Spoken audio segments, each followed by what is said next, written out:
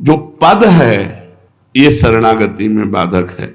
संपत्ति, वैभव, अगर उसका अभिमान है, अपनी बुद्धि चातुरी पर विश्वास, ये शरणागत नहीं होने देगा।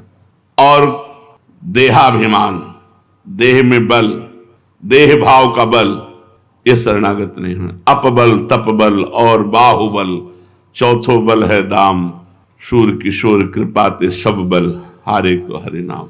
जब तक संपत्ति का अभिमान है, पद का अभिमान है, विद्या का अभिमान है, योग्यता का अभिमान है, देने का अभिमान है, तब तक शरणागत नहीं हो सकते, न गुरु के न भगवान के। हरि रूठे गुरु शरण है, गुरु रूठे हरि नाहि, खिलवाड़ नहीं है। आपका अभिमान हो जाएगा तो भगवान शंकर भी कहते चलो चलो काकभूषुंडी जी के पास जाओ।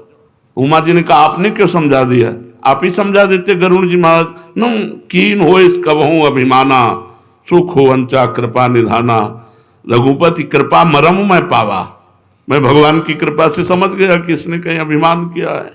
चलो चलो काकभूषुंडी जी के नीचे बैठो जा करके, गरुड़ हो, सबसे बड़े हो, नीचे बैठोगे तुम्हारा अभिमान गलित होगा, जाओ। अभिमान विद्वता का थोड़ी माया से पार करता है, दैन्यता पार करती है। अहंकार करोगे किसी भी तरह का तो नाली में ही गिरना पड़ेगा, संसार में ही भ्रष्ट होना पड़ेगा। एक भी ऐसा बताओ जो मर्यादा का उल्लंघन करने के बाद भगवदानंद में डूबा हो, एक भी। तुम पड़े रहो भगवदानंद में ही पड़े हो, पड़े पड़े शरणागति का कल्याण हो जाता है। प्रयागदास मामा जी गिरदा लगाए बैठे रहते थे, कोई पूछता तुम भजन तो करते नहीं, ऐसे बैठे रहते। बोले तुम भजन करो, तुम्हारा संबंध राम जी से नहीं, हमारे जीजा राम जी, हमारी जीजी सिया जी, अब हम क्या भजन करें। जिसके जीजा राम जी, अब इससे बड़ा भजन क्या होगा। हर समय संबंध की ठसक में हरिराम व्यास जी क्या कह रहे, भजन करो तुम, हमसे कोई भजन से मतलब नहीं। काहू के बल भजन को, काहू के आचार, हमारा भजन लाडली जी। व्यास भरोसे कुंवर के, शोभत पांव बस, रात दिन प्रियाजू में तन्मयता, प्रियाजू में शरणागति। अपनी योग्यता, पद, विद्या, बुद्धि, अधिकार, धन, इनका अभिमान है तो शरणागति नहीं।